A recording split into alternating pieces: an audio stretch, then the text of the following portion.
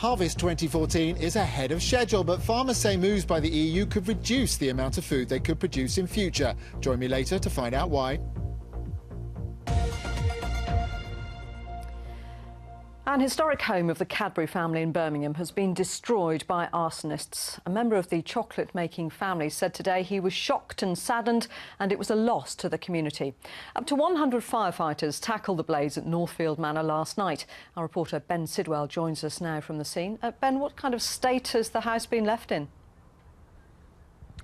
As you probably can see behind, it is a pretty appalling state. The building, which has stood here for 200 years, almost completely destroyed in just a few hours. That's how severe the fire was. But what people around here and the whole community now seem to be asking is, can this piece of the city's history actually be saved?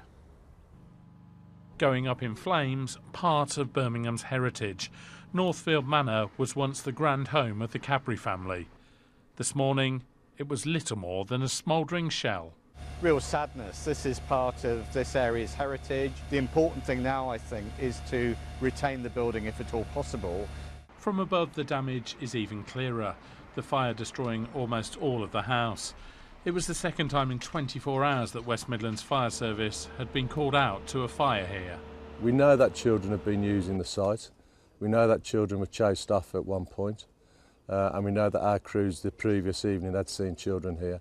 So, you know, putting pieces of jigsaw together, we're sort of going along the lines of arson, but the investigation's underway. For members of the Cadbury family who used to live at Northfield Manor, shock at the fire and concern for the local community. The sad thing about somebody really making such a crime as that is it really permeates into the lives of so many other people who have very strong memories, very happy memories, one hopes, and it's really a direct attack on their memory, and they're the people that I feel more sorry for than, frankly, our own family. Since 1953, it's been owned by the University of Birmingham and used as halls of residence, but in 2007, it was boarded up.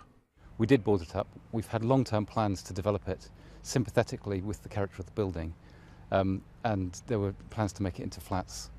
The question now is simply, has Northfield Manor been too badly damaged to keep at all? So, Ben, what about that? What happens now? The future for the building is what? Well, the future of the building's very, very unclear. As you can see behind, the roof has gone. Many of the chimney stacks could be dangerous. The roofs and the floors have fallen through. What they have to do is see how safe structurally this building now is. That will be the decision whether this is now kept or not. Now, there were plans going into Birmingham City Council to a committee next month, which would have seen this building turned into flats. Again, the University of Birmingham say they don't know what's happening with that simply because of the state of the building. Next few days, what will be happening, it will be made even more safe than it is now, and then they can go inside and see what that damage is.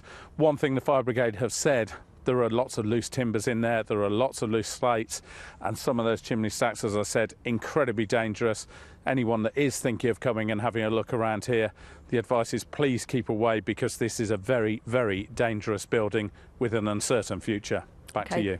Ben Sidwell, thank you. To other news now, and the Home